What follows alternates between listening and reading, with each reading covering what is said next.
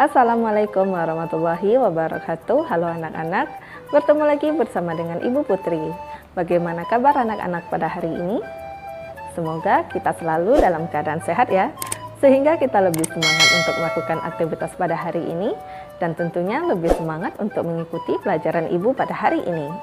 Di video pembelajaran kali ini, Ibu akan menyampaikan materi pembelajaran untuk kelas 6, tema 8, subtema 2, pembelajaran 6. Namun sebelum kita memulai pelajaran kita pada hari ini, mari kita berdoa menurut agama dan kepercayaan kita masing-masing. Berdoa dimulai.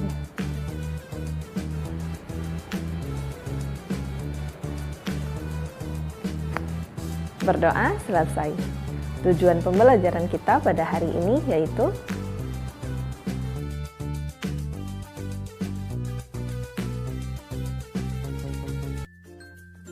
dampak negatif dari kebiasaan membuang sampah sembarangan. Lingkungan merupakan salah satu sumber daya alam yang sangat besar artinya bagi makhluk hidup. Lingkungan merupakan karunia Tuhan yang tidak ternilai. Tanpa lingkungan, tidak akan ada kehidupan. Oleh karena itu, diperlukan upaya untuk melestarikan dan menjaga kebersihan lingkungan sekitar dengan sebaik-baiknya. Kebersihan merupakan sebagian dari iman. Itulah slogan yang sering kita dengar selama ini. Oleh sebab itu, kita harus selalu menjaga kebersihan di mana saja kita berada.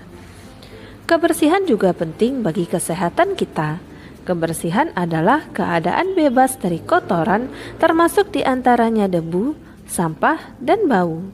Sampah bukanlah hal yang baru bagi kita jika kita mendengar kata ini. Pasti terlintas di benak kita, sampah adalah semacam kotoran, setumpuk limbah, sekumpulan berbagai macam benda yang telah dibuang ataupun sejenisnya, yang menimbulkan bau busuk yang menyengat hidung. Dengan kata lain, sampah dapat diartikan sebagai material sisa yang tidak diinginkan setelah berakhirnya suatu proses.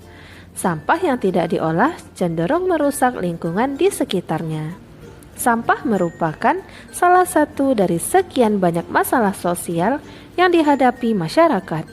Masyarakat kota ataupun daerah yang padat penduduknya pasti menghasilkan sampah yang begitu banyak.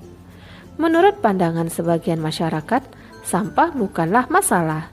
Padahal pemahaman inilah yang sangat mengkhawatirkan. Sampah merupakan masalah yang paling besar bagi lingkungan sekitar kita. Bayangkan jika sampah terus-menerus dibuang berserakan di tengah jalan, dibuang di sungai, laut, atau selokan air rumah kita. Berikut ini akibat yang timbul jika kita membuang sampah sembarangan.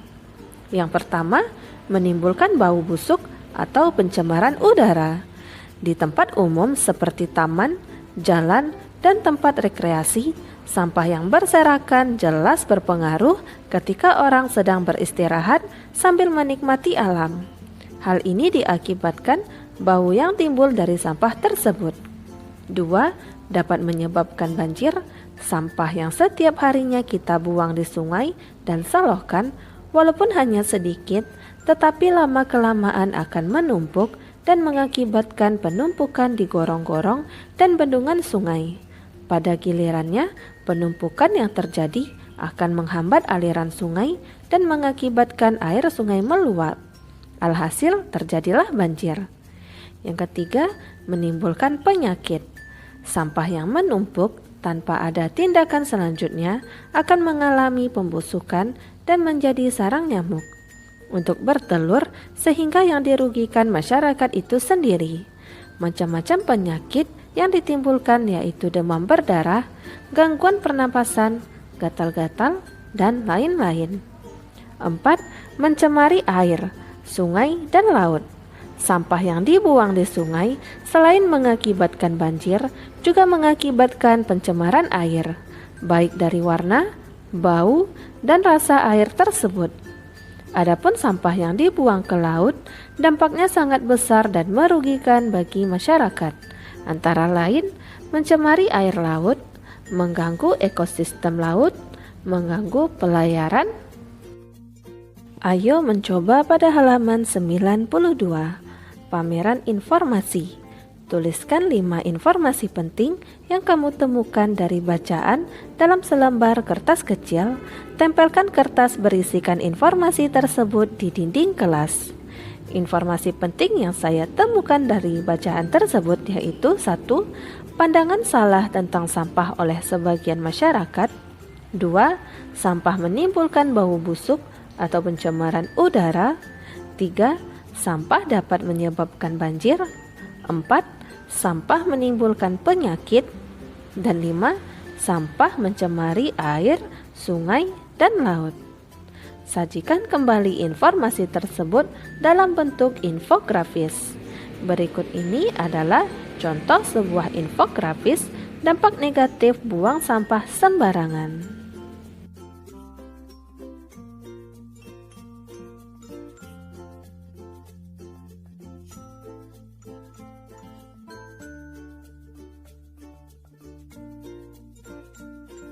Ayo berlatih pada halaman 92. Untuk mendapatkan lingkungan tempat tinggal yang nyaman, bersih, sehat, dan bebas dari sampah, tentu saja memerlukan peran serta masyarakat yang tinggal di lingkungan tersebut. Kamu akan bermain peran memerankan tokoh masyarakat.